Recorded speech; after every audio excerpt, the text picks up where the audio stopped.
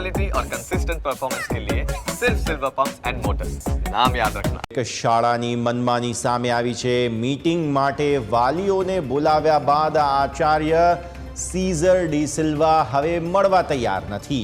અમદાવાદની GIIS સ્કૂલના આચાર્ય આજની બેઠક બોલાવ્યા બાદ ગેરહાજર જોવા મળી રહ્યા છે તથા વાઇસ પ્રિન્સિપલ મળવા માટે તૈયાર નથી।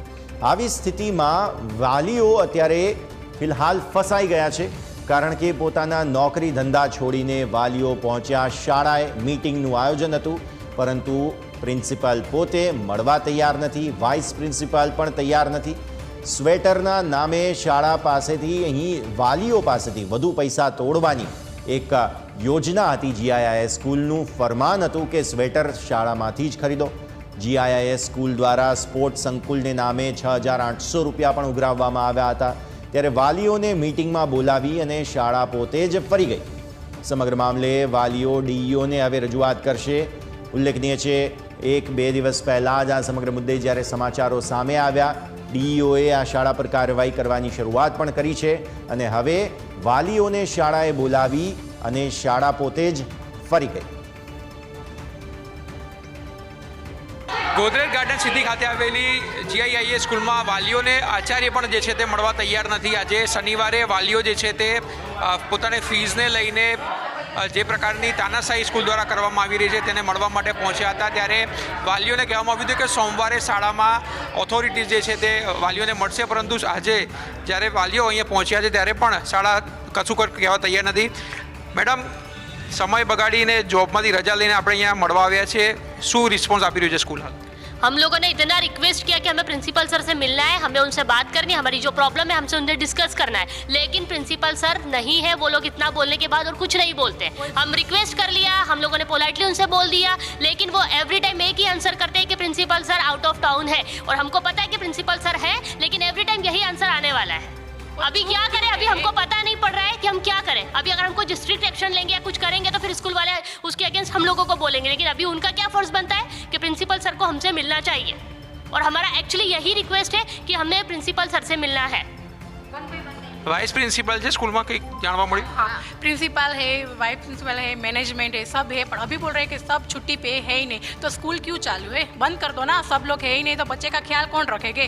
अभी बोल रहे हैं कि 1 घंटे के बाद आपको है ना आंसर मिलेगा। 9 बजे के आए हम लोग, अभी 1 घंटे का वेट करने का बोल रहे हैं, पर अभी हमारे पास भी टाइम नहीं है। आप मैडम से भी पूछ लो कि प्रिंसिपल है या नहीं है।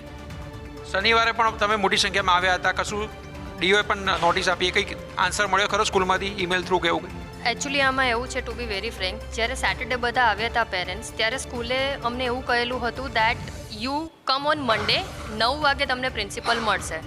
વી almost 10+ people are here waiting since half an hour, leaving our job, our home at vacant, પણ હજુ સુધી પ્રિન્સિપલ નથી આવ્યા। ચલો, અમારે પ્રિન્સિપલને મળવું જ નથી, because we want to sort out this matter. અમને જસ્ટ ખાલી એટલો આન્સર જોઈએ છે કે જે પણ સ્ટેટમેન્ટ આપી રહ્યા છે, જે બી વસ્તુ છે એટલીસ્ટ ક્લેરિફિકેશન આપે। વી આર નોટ બેગર્સ કે અમે લોકો સવારે એવરીડે મોર્નિંગ ઉઠીને આવીને બસ આ જ કામ કરીએ। અમારું પણ પોતાનું કામ છે, અમારી જોબ છે, અમારા બચ્ચાઓ છે, અમારું ઘર છે। અમે અમારી પર્સનલ લાઈફ પણ ડિસ્ટર્બ નથી કરવા માગતા, બટ એટલીસ્ટ જે કન્સર્ન છે એ કન્સર્નની તમે સામે ક્લેરિફિકેશન તો આપો। અહીંયા ઊભેલા કોઈ પણ પેરેન્ટ્સ ફીસ ભરવા માટે ડિનાય નથી કરી રહ્યા। All we want just justification of the fees, specifically term fees, not sport fees. Principal sir મળવા જ નથી માગતા, ક્યારેય પણ નહીં બહાર આવતા પ્રિન્સિપાલ સર। અમે ગમે એટલી રિક્વેસ્ટ કરીએ છીએ, ગમે ત્યારે છોકરાઓને પણ ઇસ્યુ થાય ને તો પણ કોઈ મળવા જ નથી આવતા, મેલ જ કરે છે। શાળાની હાયર ઓથોરિટી જે વાલીઓને મળવા નથી માગતી। લાખ રૂપિયા જેટલી ફી જે છે તે શાળા ઉઘરાવતી હોય છે, પરંતુ એક વાલીઓને જે છે તે ગ્રાહક સમજી બેઠા है। मैडम, प्रिंसिपल से मिलने क्यों नहीं दे रहे हो आप? सर, वो आउट ऑफ टाउन है, तो हमने बोला है कि कल से हम करेंगे, सिर्फ नाम और डिटेल्स दे दीजिए। तो हम लोग अरेंज करके कल से हम मिलवा रहे हैं, और 1 by 1 हमें मिलने के लिए बोला है, मना नहीं किया है सर। प्रिंसिपल नहीं तो वाइस प्रिंसिपल होगा, एडमिन हेड होगा, कुछ कोई तो होगा ना स्कूल में। मैडम, सर कल से ही हम शुरू कर रहे हैं। इन लोगों को बोला गया है, हमने नेम और डिटेल्स सब बच्चों के ले लिए हैं कि आप लोग कल से हम 1 बाय 1 सभी पेरेंट्स से मिलेंगे। मना नहीं किया है मिलने के लिए, चाहे वो वाइस प्रिंसिपल हो, प्रिंसिपल हो, मैनेजमेंट हो, वो कल से मिलेंगे। पर आज आए तो आज क्यों नहीं मिल सकते? सर है, अवेलेबल नहीं है सर। वाइस प्रिंसिपल तो होंगे सर वो मुझे चेक करना पड़ेगा, ठीक है। आप तो रिसेप्शन में बैठे, आपको पता ही नहीं कि कोई आता है कोई नहीं आया स्कूल में। सर बोला ही है हमने, ऐसा नहीं बोला है कि हम नहीं मिलने देंगे करके। पर आज पेरेंट्स ने छुट्टी लेकर कुछ ना कुछ जुगाड़ करके आज हॉलीडे लिया होगा, छुट्टी ली होगी, तो आज क्यों नहीं मिलने दे रहे हो? सर मना नहीं किया है। आज क्यों नहीं, मैं वैसा बोलता हूँ, आज क्यों नहीं, आज इतने तादाद में पेरेंट्स आए हैं तो। सर कल से बोला है मिलने के लिए और हम ज़रूर मिलवाएंगे, ठीक है। 1 बाय 1 हमने बोला ही है, ऐसा नहीं है कि नहीं मिलवाना है सर।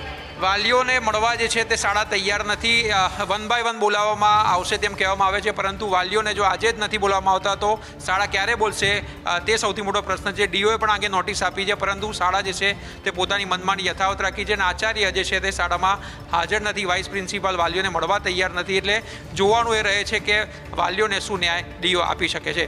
કેમેરામેન સુરેશ રાજપૂત સાથે આશુતોષ ઉપાધ્યાય, ન્યૂઝ કેપિટલ, અમદાવાદ।